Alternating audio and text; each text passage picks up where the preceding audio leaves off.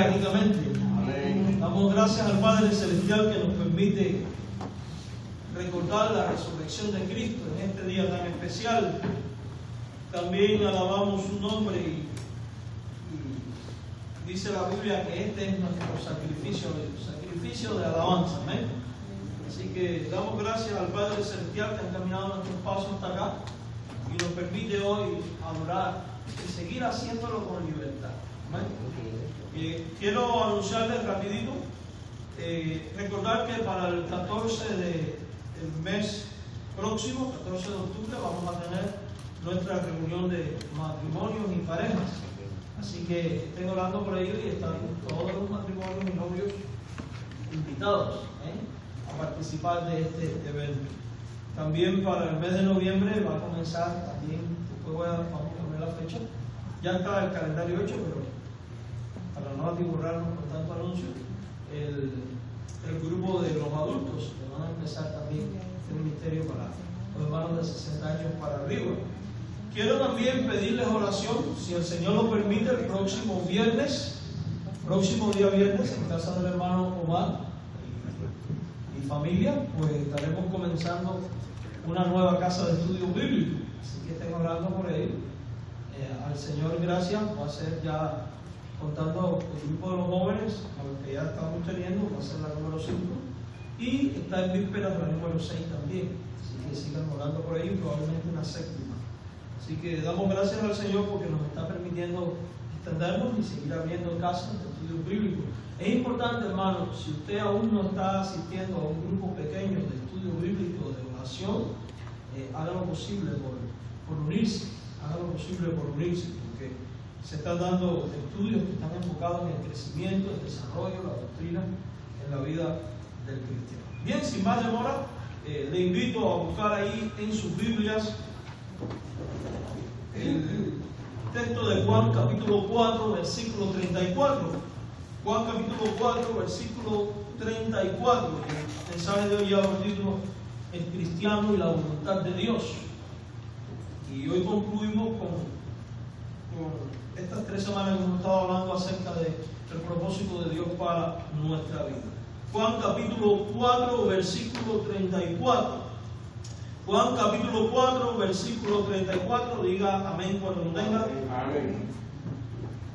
Dice ahí la palabra de nuestro buen Dios: mi comida es que haga la voluntad del que me envió y que acabe su obra.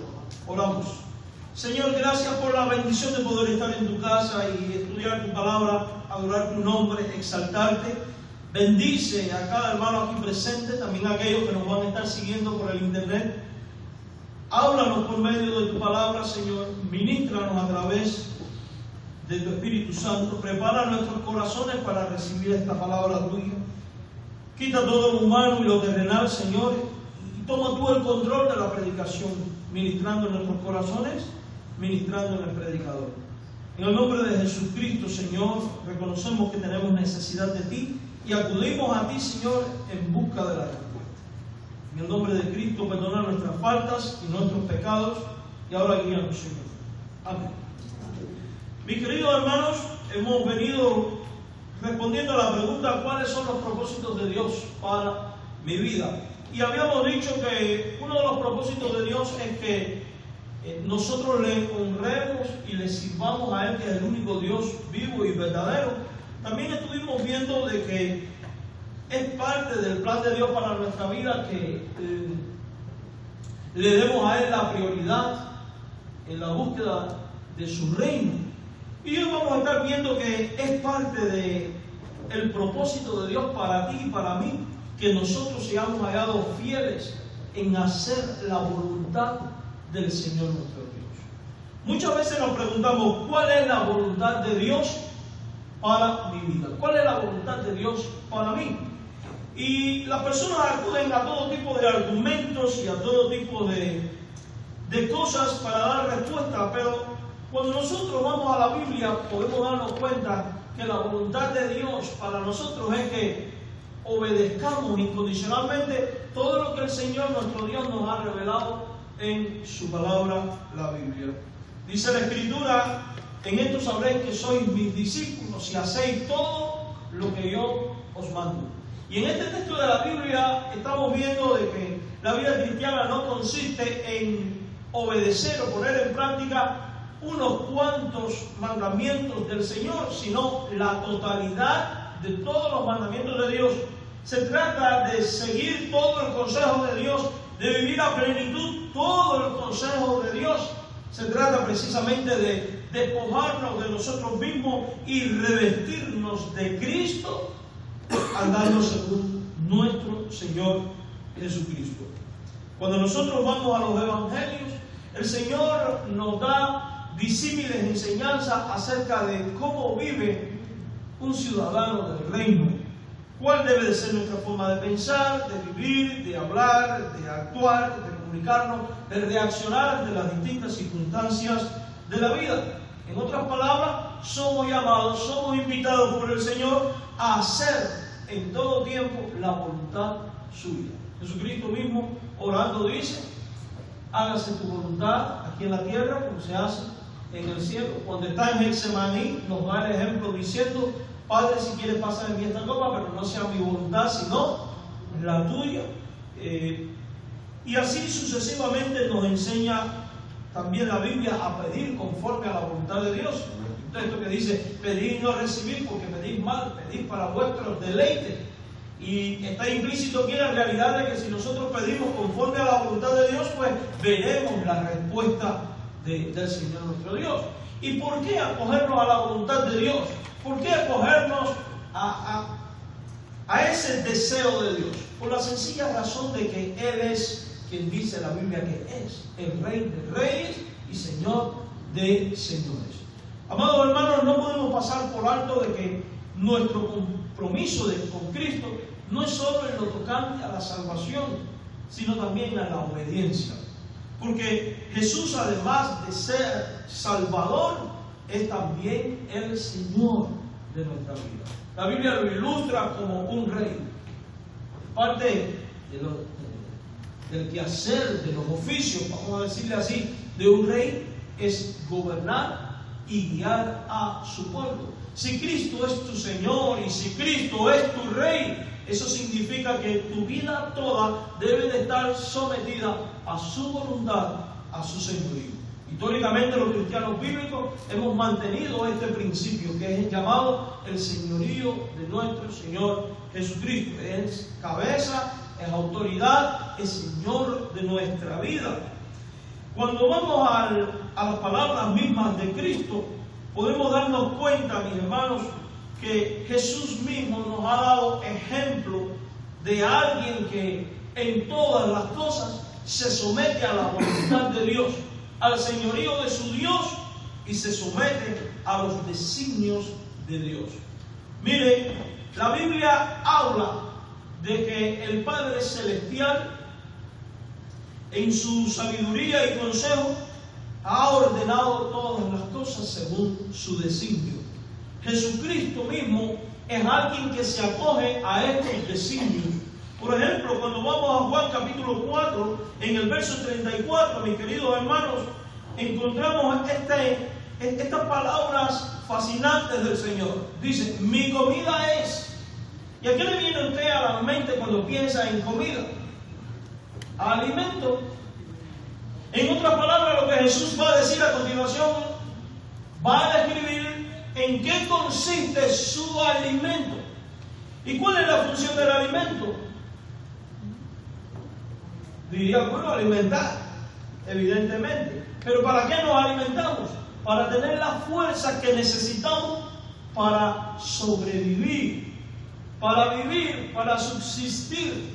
Por tanto, lo que viene a continuación es aquello que fortalece a Cristo, que le da sentido a la vida de Cristo, fuerza a la vida de Cristo, y que consiste en el alimento de nuestro Señor Jesucristo. Y Él dice: y mi comida es que haga la voluntad del que me envió. En otras palabras, Jesucristo en el Evangelio nos está diciendo que Él encuentra fortaleza, alimento, sustento en hacer la voluntad de Dios el Padre. Pero dice aún más: no solamente Él declara que su alimento consiste en hacer la voluntad del Padre, sino también que consiste en acabar la obra que Dios el Padre ha comenzado a través de Él y que iba a realizar a través de Él. Ese es su alimento. Entonces Jesucristo es un ejemplo vivo de lo que es hacer la voluntad de Dios y en lo que consiste hacer la voluntad del Señor nuestro Dios. Jesucristo no veía la voluntad de Dios el Padre como una carga. No veía la voluntad del Padre como algo desagradable. Jesucristo no veía la voluntad del Padre como algo opcional en su vida. Y esto debe llamarnos la atención para que nosotros, como creyentes que buscamos hacer la voluntad del Padre, podamos ver el sendero de por donde anduvo Cristo para seguir ese ejemplo y hacer y actuar y vivir exactamente imitando a Jesucristo.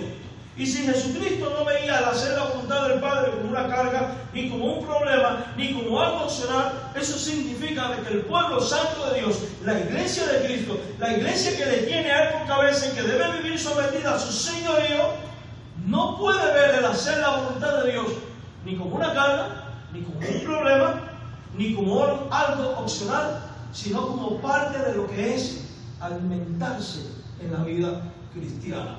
Mis queridos hermanos en el Señor, Jesús no ve esto como una carga pesada o una tarea desagradable. Por eso Jesús dice: mi comida es. Jesús veía la obra de Dios como el alimento mismo para su alma.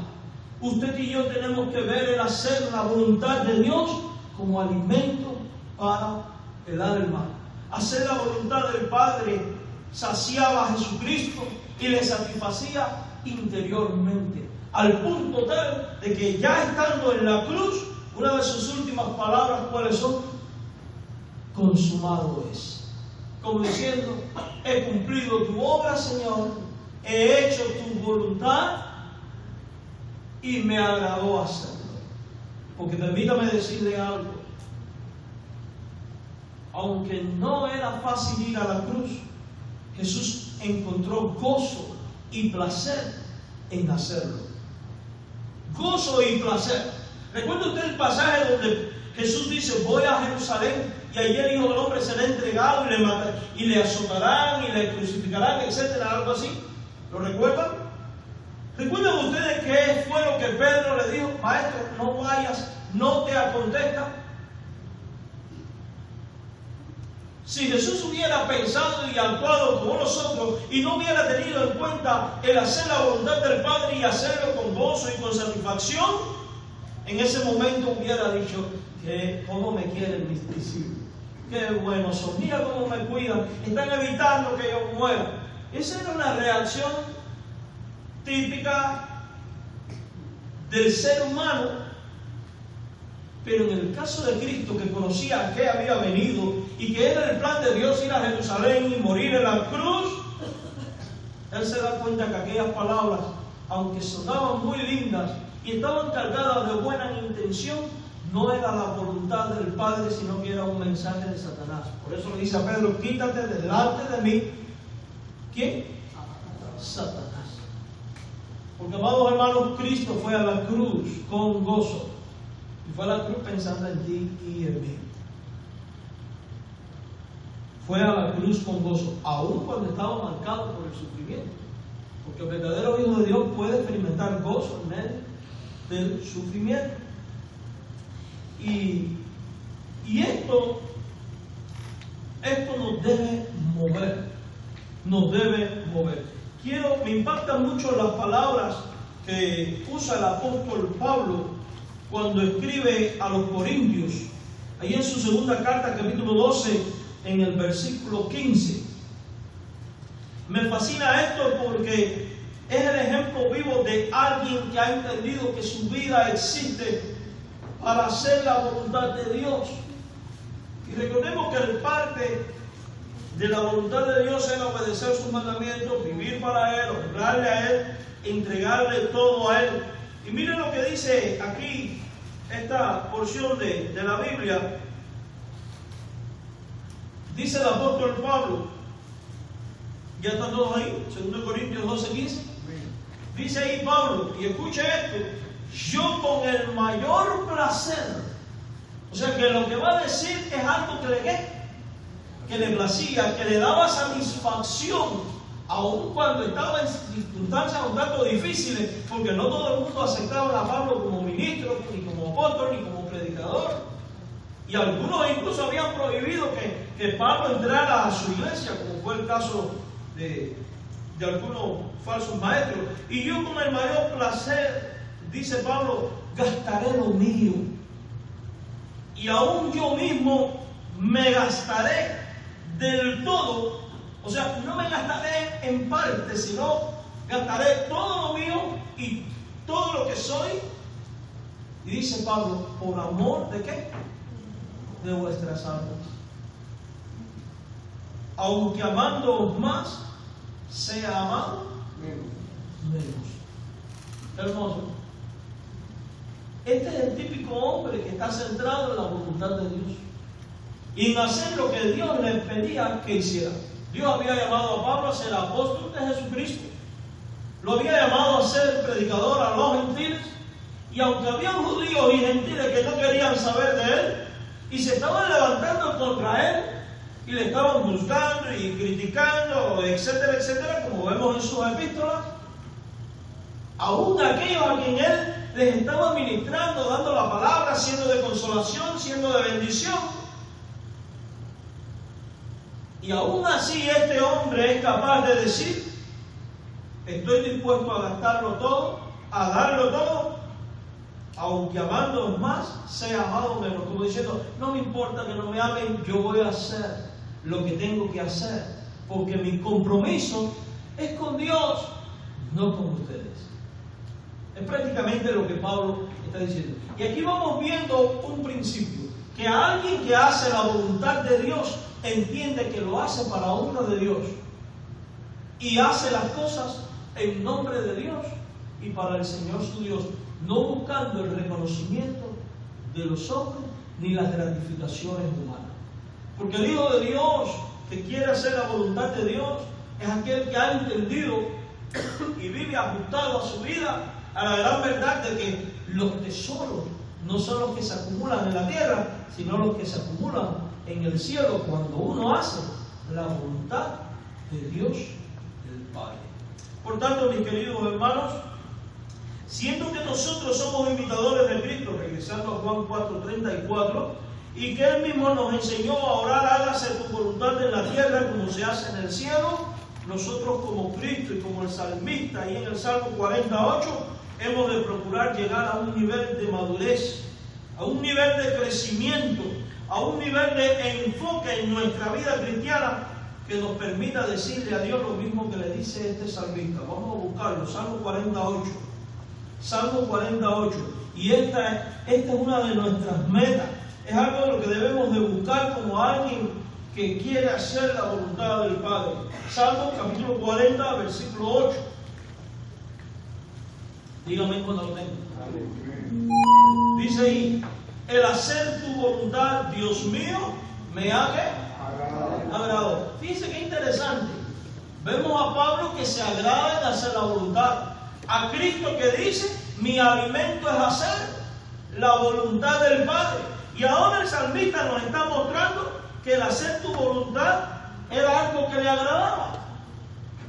¿Se dan cuenta ustedes de algo? Que en hacer la voluntad de Dios uno encuentra, cuando uno entiende a Cristo y ama a Cristo, aun cuando el hacer la voluntad sea en el marco de cierta persecución o rechazo, etcétera, etcétera, uno encuentra agrado, encuentra placer. Había un viejo himno que dice, hacer verdadero es servir al Señor, no hay obra tan noble que paga mejor, hallar los favores que me alcance, mi vida no puede llamar, es todo bondad para mí. No puedo más, hay que buscar el himnario y desenvolverlo. El hacer la voluntad de Dios encuentra agrado. ¿Creen ustedes, mis hermanos, que si Cristo no se agradaba en hacer la voluntad del Padre, hubiera sido capaz de soportar tanta gente ingrata? a los cuales sanó y después le gritaron crucifícale. ¿Cree usted que Pablo hubiera soportado el rechazo? Claro que no. Claro que no. Entonces por aquí vamos viendo el camino. Uno, cuando usted vaya a hacer la voluntad de Dios, procure encontrar deleite en hacerlo. Si no hay deleite en ti, algo está fallando. Algo está faltando en tu forma de hacer lo que Dios quiere. El hacer tu voluntad, Dios mío, me ha agradado, y dice el salmista, y tu ley está en medio de mi corazón. Y es que las dos cosas van de la mano. Es imposible agradarse en la voluntad de Dios desconectado de la palabra de Dios. Y esto es muy importante tenerlo en cuenta. ¿Por qué? Porque cuando nosotros quitamos la palabra de Dios en el qué hacer y del qué debo de hacer y cómo lo debo de hacer, ya no estoy entonces siguiendo la voluntad de Dios, sino mi propia voluntad, mis pensamientos, mis criterios y mis opiniones, y Dios no se agrada de ello. ¿Recuerda usted que en el Antiguo Testamento, por ejemplo, hablando de los sacrificios, la adoración, etcétera, Dios había dicho cómo debía de ser el fuego, el incienso, el sacrificio, y los hijos del sacerdote, ¿qué hacen? Un fuego extraño. ¿Qué pasó con aquella gente cuando vino con un sacrificio según su voluntad y no la de Dios? Dice la Biblia que murieron por ofrecer fuego extraño. ¿Sabe lo que eso significa? Que yo no puedo pretender servir a Dios a mi manera, sino que he de servir a Dios a la manera de Dios, de la manera que Él ha establecido y registrado en su palabra, la Biblia. Por tanto, las iniciativas humanas quedan fuera de esto. Uno tiene que adoptar las iniciativas divinas, las que Dios mismo ha revelado en su palabra. Por eso, si usted como creyente quiere hacer la voluntad de Dios y tiene compromiso de hacerlo, usted tiene que acudir a la Escritura para descubrir lo que ella dice a fin de vivir conforme a la Escritura. Mis queridos hermanos, ningún cristiano podrá decir jamás: no puedo hacer la voluntad de Dios. Y esto es muy importante tenerlo en cuenta, porque muchas veces nosotros tratamos de autojustificar el no hacer lo que Dios quiere que hagamos, diciendo: son cosas muy duras, son muy difíciles, muy pesadas, algo imposible de llevar. ¿Recuerda usted cuando Jesús habló del matrimonio y el divorcio? Los discípulos mismos, hubo un momento en que le dice: dura cosa es esto. Y es cierto que en nuestro criterio humano parecen difíciles, pero permítame decirle algo: no lo es. Porque Dios mismo dice que ninguno de sus mandamientos son gravosos. ¿Sabe lo que eso significa?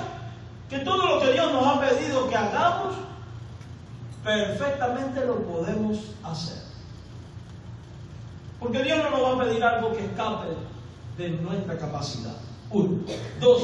Además nos ha dado su Espíritu Santo, que nos capacita, nos guía, nos fortalece.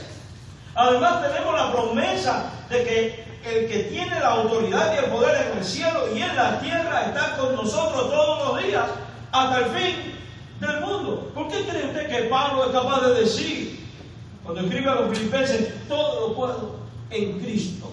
Y después dice que me fortalece. O sea que es posible hacer la voluntad de Cristo, hacer la voluntad de Dios, porque el fortalecimiento que yo necesito para hacerlo viene de Él. Entonces eso significa que si yo soy hallado fuera de la voluntad de Dios, no tengo justificación. No la tengo. No la tengo. Eso significa que usted y yo debemos plantearnos la pregunta: Señor, ¿estoy haciendo tu voluntad? Y si descubre que no estás haciendo la voluntad de Dios, hacer todos los arreglos que sean necesarios hacer en tu vida para comenzar a ser hallado dentro de la voluntad de Dios, haciendo la voluntad de Dios. No podrás decir no puedo. No podrás decir es insostenible para mí o es una carga muy pesada. Dejemos que Jesús nos dé respuesta a esto. Vamos a Mateo capítulo 11, versículo 29.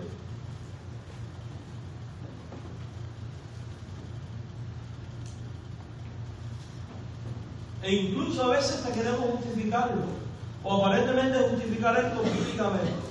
Es que la carne es débil, o el viejo hombre. Si tu carne es débil, la Biblia dice, fortalécete en el Señor. Y con respecto al viejo hombre, dice la Biblia, despojados del viejo hombre y revestidos del hombre nuevo. Porque lo importante es que el Señor ve en ti y en mí alguien que batalla contra el pecado, contra el diablo y contra la carne, porque anhela hacer la voluntad de Dios. Mis queridos hermanos, no tenemos justificación para no hacer la voluntad de Dios, porque la voluntad de Dios no es una carga. Leamos aquí el Evangelio y mire lo que Jesús dice, capítulo 11 de Mateo, verso 29. Dice, llevad mi yugo sobre vosotros. Primero está en tono imperativo, es un mandamiento, llevadlo. Eso significa que es la voluntad de Dios para ti que tú lleves su yugo. ¿Qué es un yugo? ¿Qué es un yugo? Un yugo es un artefacto de madera. Bueno, puede ser, hay varios tipos de yugo. Vamos a hablar del yugo que une a dos animales. El yugo es un artefacto de madera que une a dos animales para que puedan alar juntos, o una carga, o trabajar, o algo. En la Biblia se dice, se daba en la ley de Moisés, por ejemplo, que no se debía poner un yugo entre un buey y otro animal que no fuera igual, porque sería un yugo desigual. Imagínense ustedes una pareja de un caballo y un buey amarrados con una barra y trabajar juntos. El buey es más lento que el caballo. Sería un desastre. O un burro y un buey. O un pollo y un buey. Aplicado luego al matrimonio, dice la Biblia, no una en yugo desigual.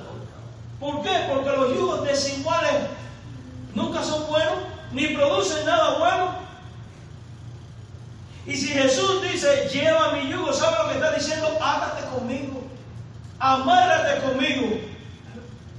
Porque él dice, mi yugo es el yugo de él. ¿Sabe lo que eso significa? Que él es el que está al lado tuyo, junto contigo, caminando contigo.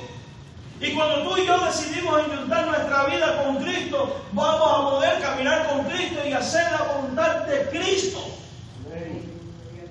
Porque el que comenzó en vosotros la buena obra, dice la Biblia, la perfeccionará hasta el día de Jesucristo. ¿Sabe lo que eso significa? Que en ese caminar enjuntado con Cristo, Él va a estar trabajando de tal manera que tú vas a poder vivir a la par de Él y a semejanza de Él, haciendo la voluntad de Él. Por eso Jesús te dice, llevad mi yugo. Si Él te dice llevadlo, es porque tú puedes tomarlo y llevarlo. La función de un yugo es unir dos partes para que cumplan un propósito. Por ejemplo, en las camisas manga larga, este botón es un yugo porque une dos partes para cumplir una función. ¿Cuál es? Cerrar la mano. Cerrar la mano. Un yugo tiene esa función. Dice, sobre vosotros.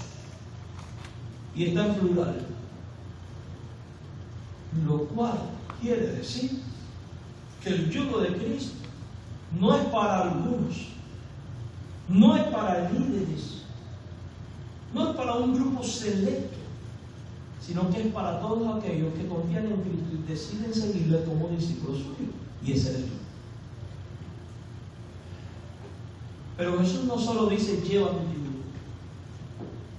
Jesús te dice también, cuando estés enyugado conmigo, aprende de mí. ¿Mira lo que dice? Aprended de mí. Y esto es interesante. No dice, aprende de la iglesia. Jesús no puede mandar a aprender de la iglesia porque la iglesia está compuesta por creyentes imperfectos. La iglesia es imperfecta. ¿Por qué aprender de Él? Porque Él es sin pecado. Porque Él es el modelo único y exclusivo digno de ser imitado.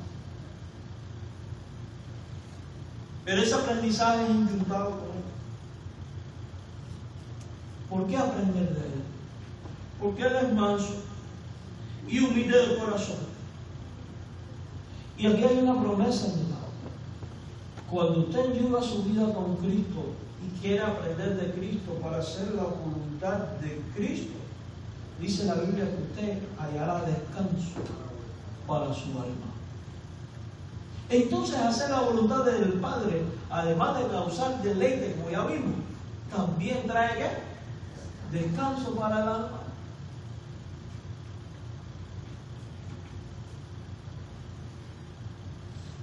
Me vienen a la mente las palabras de Pablo, que dice: ya yo estoy para ser sacrificado. Y el hombre está preso, va a ser condenado a muerte, y se encuentra ¿cómo? Descansado, porque va a la casa del Padre.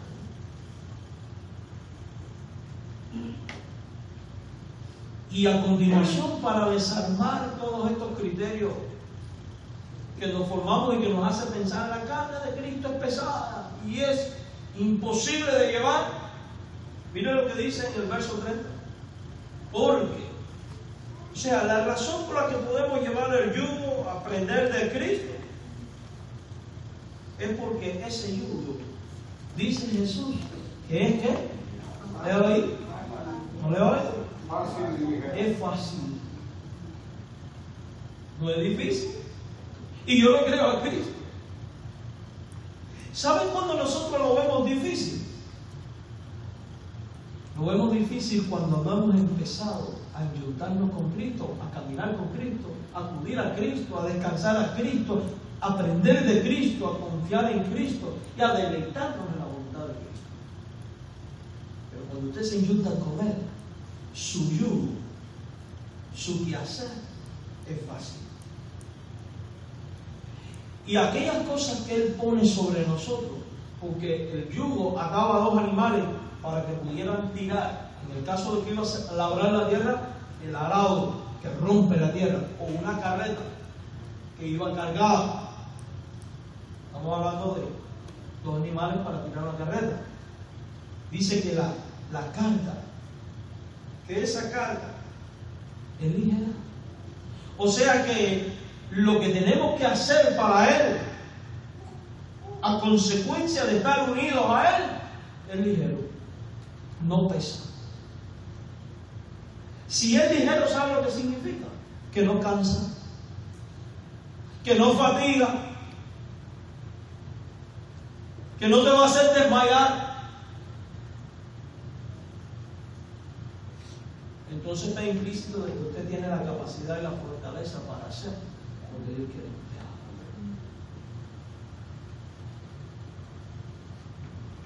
¿Destruye no esto nuestros argumentos de facilismo en la vida cristiana y autojustificación?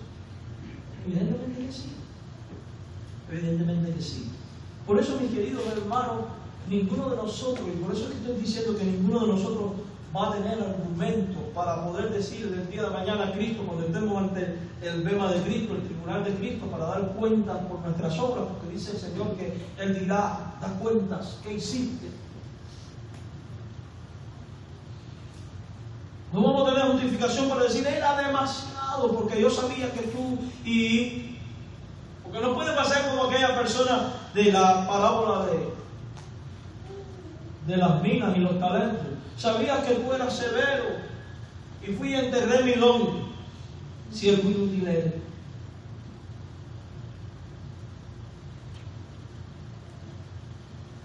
Siervo necio, porque sabiendo que yo era así, hubieras aunque sea dado tu dinero al banco para ganar intereses, vamos a decirlo de esta manera. Siervo malo y negligente, le dirá el Señor: apartado de mí. Pero el que se dispone a hacer la voluntad del Padre, ¿qué le dice? Buen siervo y fiel. En lo poco ha sido fiel y en lo mucho entra. Por eso es que nosotros debemos de tomar conciencia y vivir conscientes, mis hermanos, de que el cristianismo no es un club en la vida. El cristianismo no es algo más en la vida. La fe es algo que hay que tomarlo con seriedad, con reverencia, con pasión, con auténtico temor a Dios. Y hoy en día muchos viven fuera de la voluntad de Dios porque desdichadamente el cristianismo y la iglesia se ha transformado en algo social, en algo cultural. Ayer mi hijo estaba viendo en la noche unos cartoons de Mickey Mouse sobre las Navidades, sobre Cristo. Y yo me lo disparé completo. Vi como 2 o 3 episodios de puro Christmas. Yo diría, pastor, Christmas, gente de México. Yo no celebro Christmas ni nada. A mí me gusta el Christmas. Amén. Y yo estaba mirando el arbolito de Mickey Mouse y Pluto poniendo la estrella y los trineos y el reno, el Santa Claus, que no son de rey, lo sacaron, y los regalos y la fábrica y los duendes que hacían los juguetes y toda aquella trama.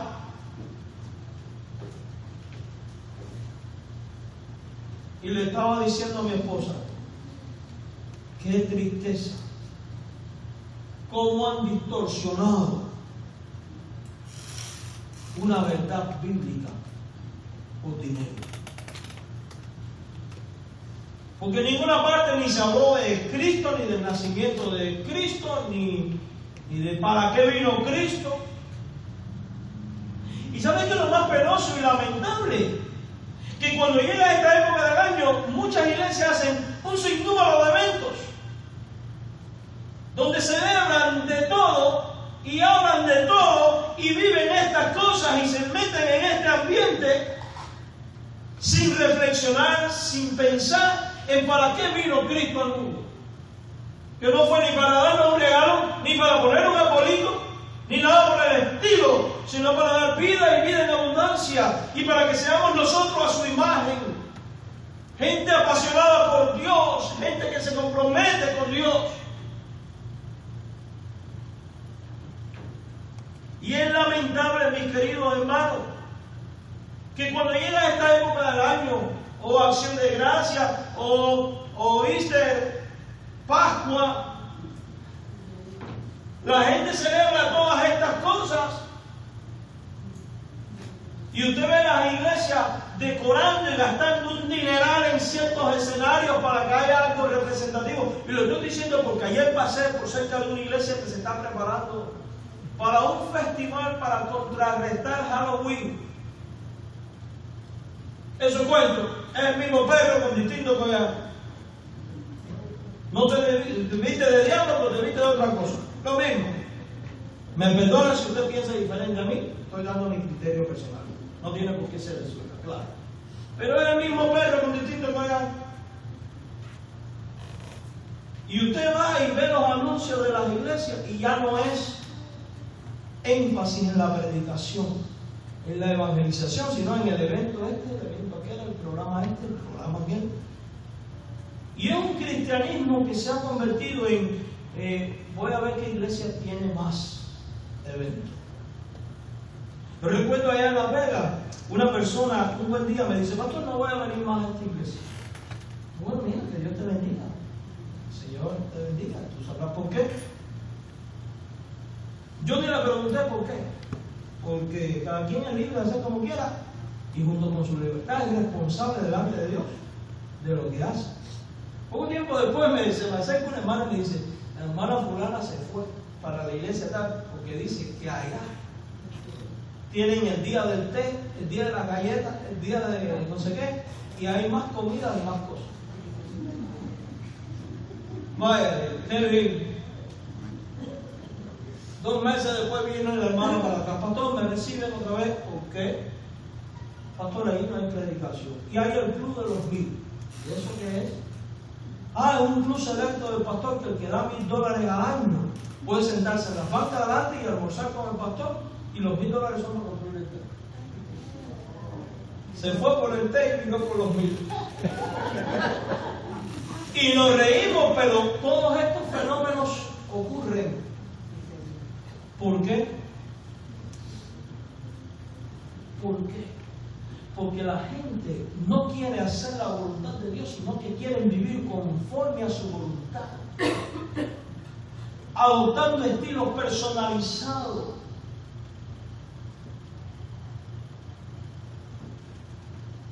Cristo nos manda a predicar.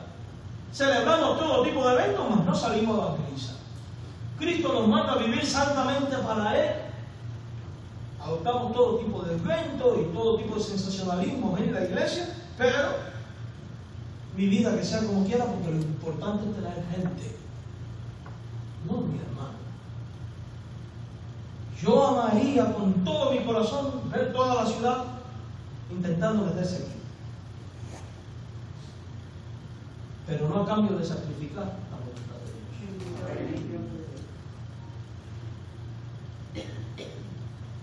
Porque ¿de qué sirve si al final, cuando el Señor me llama a mi país, pasa el cepillo?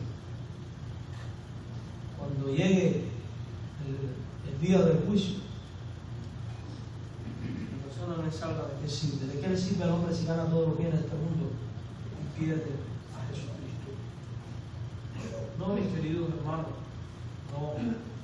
Y es importante que entendamos que esto que estamos hablando no es ni legalismo ni extremismo, porque esos son los conceptos que el diablo pone en la mente y en el corazón de los que quieren hacer su propia voluntad para denigrar la verdad bíblica. Y otros te dirán, eso es religión, eres muy religioso. No, mi hermano. No, mi hermano. Se trata de vivir conforme a la voluntad de Dios. A mí me causa la atención de que la Biblia sí hace énfasis en celebrar la cena del Señor, porque la cena nos recuerda la muerte y resurrección de Cristo, y es lo menos que la iglesia hace. La gente le da más importancia a veces al nacimiento que a la crucifixión. Igual es más importante. ¿Que Cristo vino o para qué vino? Y déjeme decirle algo, el Evangelio no consiste, dice la Biblia, ni en día de reposo, ni en día festivo, ni de luna nueva. Porque la iglesia de Jesucristo debe de celebrar la muerte y resurrección, la ascensión de Cristo y regreso de Cristo cada vez que se congrega. Por eso decía al principio, nos reunimos para recordar la resurrección. Porque fue en la cruz donde Cristo conquistó el perdón para nuestros pecados y donde nos ha hecho libres y donde también nos encontramos con Él y nos atamos a Él para imitarlo a Él y hacer la voluntad de Él. Sin cruz, sin muerte, sin resurrección, no hubiéramos sido salvos. Tus eventos no te servirían de nada.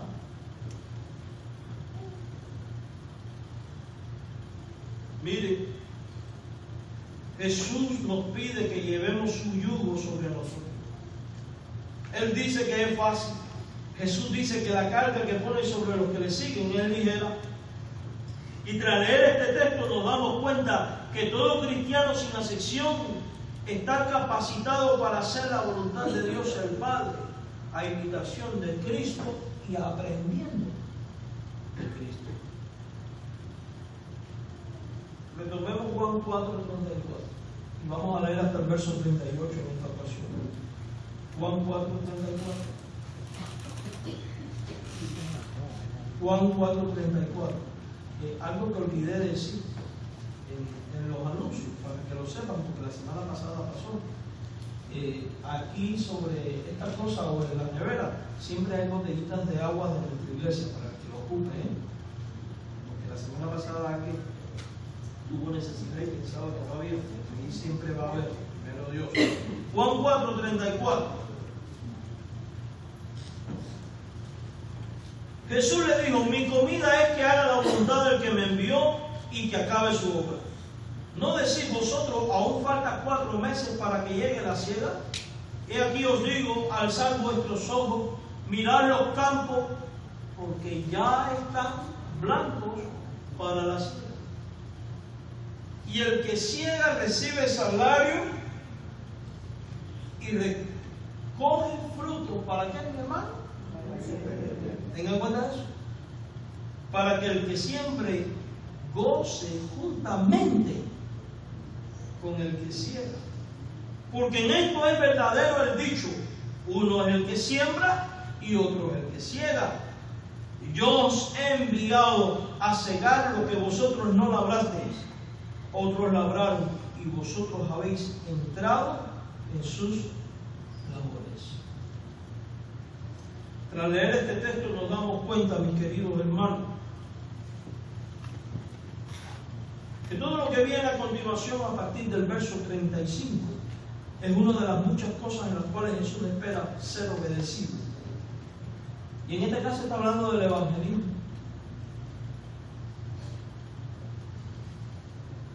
Del evangelismo.